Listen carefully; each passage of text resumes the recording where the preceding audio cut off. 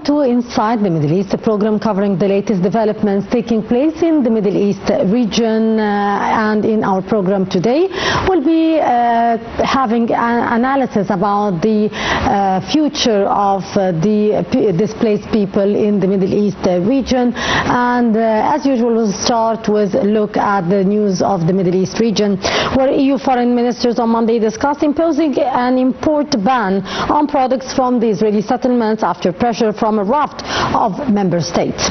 EU Foreign Policy Chief Kaya Kallas said at the start of a meeting in Brussels that the situation in the West Bank is actually making it more and more impossible that the two-state solution ever can come into effect. Several EU countries, including Ireland, the Netherlands, Spain, have already imposed their own trade restrictions on Israeli settlements in the occupied Palestinian territories considered illegal under the international law. The bloc's executive last week laid out options to curb trade with the settlements, including a ban. But the pace of discussion has been slow over whether that move would need backing from all 27 member states or just weighted majority.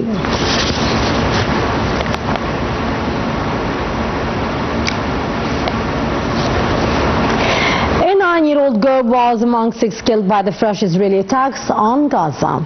Palestinian health officials said Israeli gunfire directed at a tent encampment on eastern side of the Al Bureij refugee camp in central Gaza killed Tala Abu Matar. Later on Sunday, an Israeli strike at a tent encampment in El Mawasi area of Khan Yunis in the south killed at least one person and wounded several others, including children. The latest violence comes as Hamas leaders visited Cairo for further talks over implementing the second phase of U.S. President Donald Trump's Gaza peace plan. More than 1,000 Palestinian, 4 Israeli soldiers killed since October's ceasefire.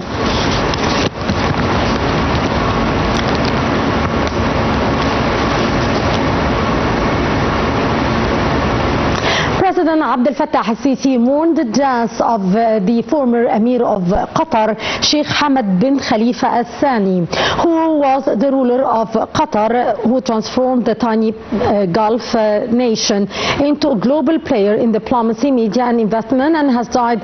He was 74. The state-run Qatar news agency reported the death. It offered no cause.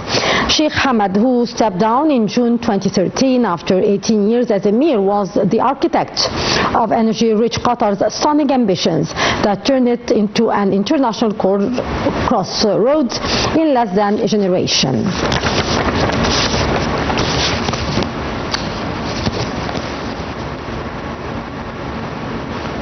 Syria's transitional parliament began its first session on Sunday, tasked with drafting the country's new constitution and laying the groundwork for democracy after decades of al-Assad's family rule. After long-time ruler Bashar al-Assad fled Syria in December 2024, the new authority adopted a temporary constitutional declaration to cover a 5-year transition period. In October last year, local committees appointed by the Electoral Commission, which in turn was appointed by President Ahmed al-Shara, began selecting 2/3 of the 210 members of the new parliament. Al-Shara appointed the remaining 70 members last week.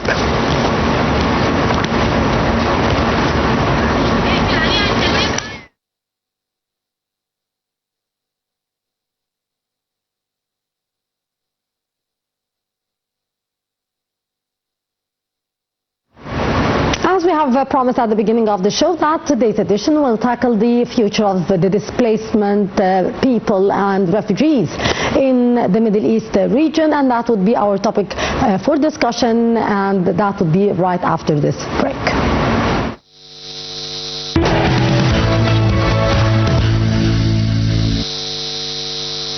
The Jordan River. The Jordan River, Nahr al-Urdun in Arabic, is the longest river in the Levant. It runs for 250 kilometers from the Mount Hermon, or Mount of Ish-Sheikh in Arabic, in the Israeli-occupied Golan Heights on Syrian-Lebanese border in the north, down to the Dead Sea on the Jordanian-Palestinian borders in the south. Flowing along the west side of the Golan Heights, the northern parts of Jordan River comprise several rivers, including the Hasbani River in Lebanon and the Bani Yas River in Syria. Then the river passes through the Tiberias Lake, also known as Sea of Galilee, in the northern part of mandated Palestine, which has been occupied by the Israelis since 1948. In its later journey to the south, the Jordan River receives its main tributary, the Yarmouk River, to the east. In 1967, the Israelis occupied the remainder territories of mandated Palestine, including the west bank of the Jordan River, a vast part of occupied Palestinian territories that came to be known as the West Bank, and which the international community has slated for the state of Palestine. Since the 1967 war, Jordan River and the Dead Sea formed the Israeli-Jordanian border. After receiving the Yarmouk River waters, the Jordan River winds sluggishly through the Gore Depression till it reaches the north end of the Dead Sea, where it empties. At this southern end of the river, the Allenby Bridge forms a part of the Jerusalem-Amman Road. According to Christian beliefs, the Jordan River is the site of the baptism of Jesus Christ.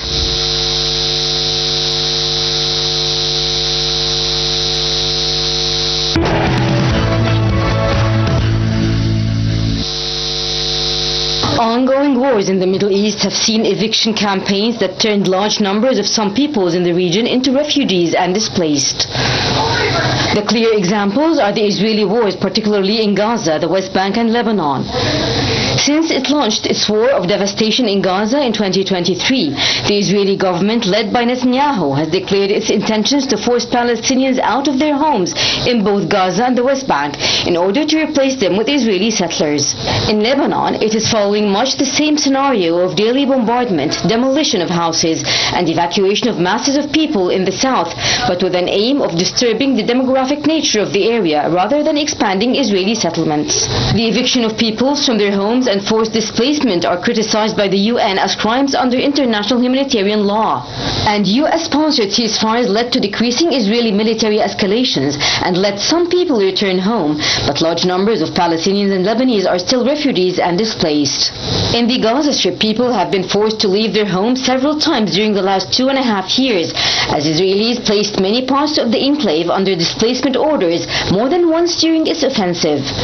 After the October 2025 ceasefire, more Gazans settled where they were, but Israeli ongoing restrictions, control of several areas, and closures of border crossings impede aid delivery, leaving the few functioning hospitals in the Strip under severe strain.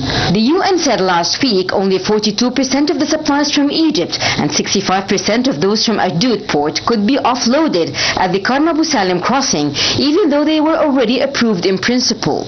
In the West Bank, the fallout of the Israeli onslaught that began in January 2025, coinciding with the establishment of a truce that halted Israeli offensive in Gaza, continued with Palestinians in the northern refugee camps suffering the largest displacement since 1967 war. Also in Arab Jerusalem, many Palestinian families have been handed eviction orders in favor of Israeli settler organizations, which have already taken over parts of certain key districts, notably Silwan, near Al-Aqsa Mosque. House demolitions have been on the rise amid a settler terror campaign against Palestinians across the West Bank. The Israeli far-right finance minister has said the aim is to bury the idea of a Palestinian state.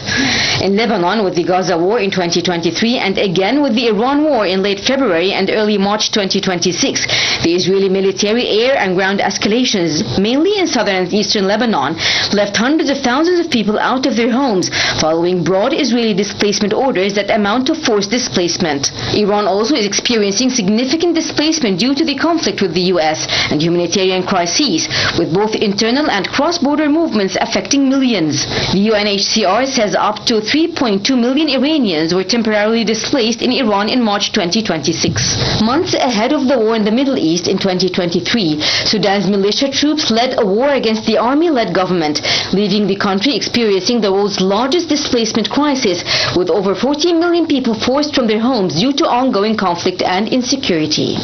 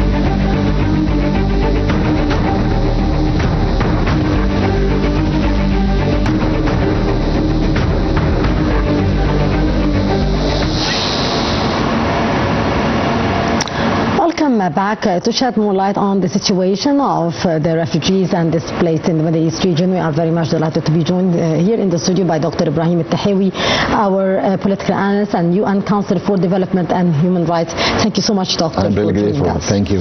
Sir, the general public often use the term refugees or the displaced person to describe, of course, a person who is changing his hometown to another place under certain circumstances.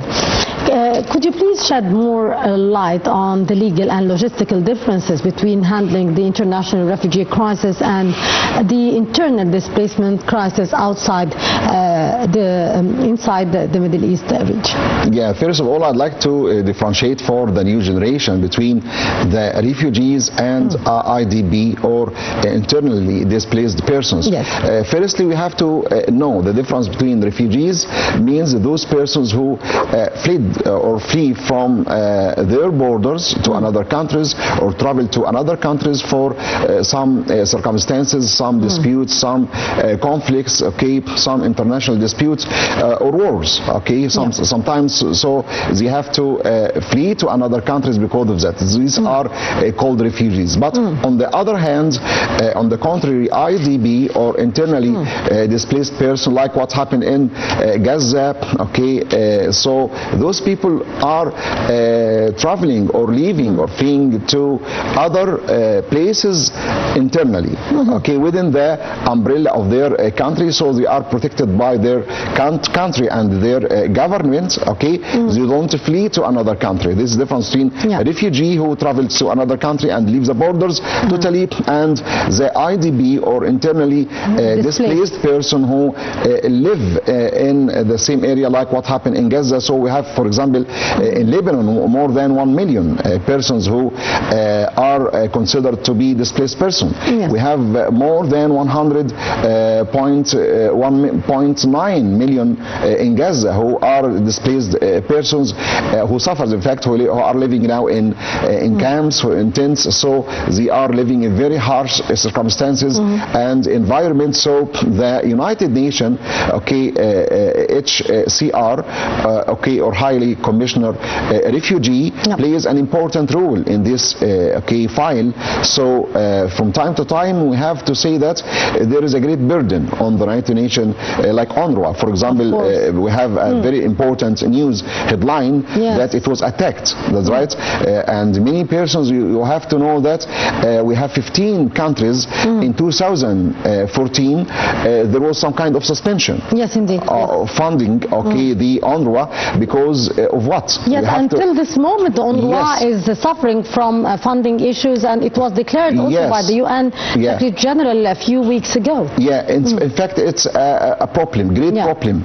It's a great issue. We have to ask many questions for the officials here in the United Nations, okay? And I am one who is concerned on this file as a UN Council for Human Rights and Development. I saw many people who are really actually suffering in Gaza, in Lebanon, in Sudan, okay? So they had to travel to European countries and American countries, or come to the Middle East, like Egypt, okay? We have here in Egypt the president himself, to a neighboring country. Yeah, that's right. The president himself, President Abdel Fattah al-Sisi, okay, in his great speech confronting the whole world, saying that not we are suffering because we are as a host country, not we are suffering, but we are neighbors, we are brothers. He says that, okay, but he sent a diplomatic message to the international world and the United Nations especially, that we have, it's due time to support these countries, host countries. It's very, very important, okay, to support, to sustain, to help these countries, because there is a great burden in employment, okay, work offers, labor market, in education. This affects the infrastructure. So there are many, many effects on the infrastructure, on the society itself. We have many great effects of economy, in economic sector, agriculture sector, social sector, okay. These, okay, affected that. So it's very, very important to highlight this issue, to start from where. This is a first important question. Okay, and what is the reason of attacking an organization like UNRWA, and what is the solution? Okay, when 15 countries, okay, make, for example, suspension in 2013, why did you do that? Because of the other side, you know, of course. the other side, without mentioning the other side, all the citizens know the other side. I mean, they are not satisfied with UNRWA because they help the Palestinian persons, so they don't want any organization like UNRWA, which is abbreviation for the new generation of United Nations work and work agency. Do you understand? So here it's very, very important to ask and send my message from here to the United Nations directly organization. Yes. Why did you cut off your help and support? And at the same time, you have to find a new solution. If we don't want UNRWA, we have to settle. We have to sit. And make negotiations and see what is the alternative for this issue. Because we have to confess that the Middle East problem now is the issue of Palestinian issue, the Palestinian file.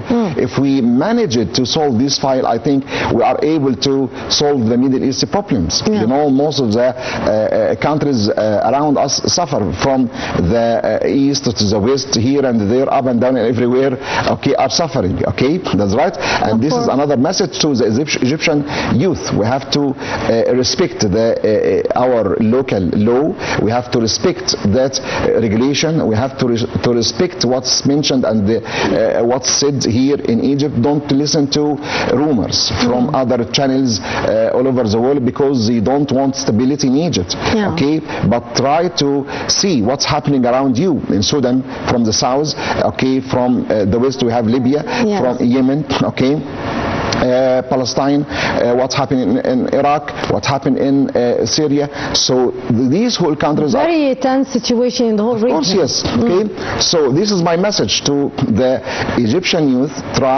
Especially try not to listen to rumors. Try to be wise enough to judge and estimate the situation. And see what is beneficial for you and what's harmful for you. So let's return back to the issue, or the United Nations, in fact, suffering, yes, I know, but we have to put the dot on its right letters and say when to start, when to begin, how to solve the many problems we are facing in the Middle East area, and for when we are going to suffer. In my point of view, I see that it's due time to focus on highlight the importance of the Arab League. Let's say that. It's not a matter of sitting and making some speeches or diplomatically or in the diplomatic way. And Mr. Amr Musa, as a foreign affair minister, former minister, said that, frankly speaking. He said that it is not a matter of sitting and saying that we are condemning and decisions, concrete steps on the ground to help the people who are suffering. That's right. We have to solve. Situation. And here we can solve, in my point of view, and this is not only my opinion, but the opinion of many human rights officials, that we have to change and from management the problem, or the conflicts, to solving the conflict. It's a due time to solve. And here solving or solution depends on my point of view of what? Of my suggestion, which I said many years before, and many other officials said that it's due time to make the Union Arab military or armed forces. Why? To defend the rights of the Middle East and the Arab country. It's very, very important. Yes, indeed. Dr. Ibrahim Tahawy, political analyst and UN Council for Development and Human Rights. Thank you so much for being our guest. Thank you. Pleasure. I am really grateful. And that will bring us to the end of this edition from Inside the Middle East.